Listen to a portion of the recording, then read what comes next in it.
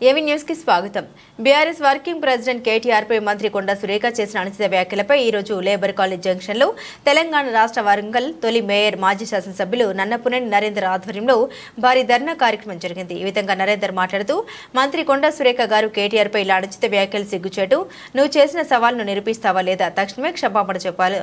వరంగల్ జిల్లా అంటే రాణి రుద్రమదేవి పౌరుషం, అలాంటి రాణి రుద్రమదేవి ఏలిన గడ్డ వరంగల్ పరువు ప్రతిష్టను దిగజారుస్తున్నారు. ఈ కార్యక్రమంలో కార్పొరేటర్లు దిడ్డి కుమారస్వామి, మారుపల్ల రవి మరియు మాజీ కార్పొరేటర్ కుందరపు రాజేందర్, ముఖ్య నాయకులు, మహిళా నాయకురాలు, యూత్ నాయకులు, కార్యకర్తలు తదితరులు పాల్గొన్నారు.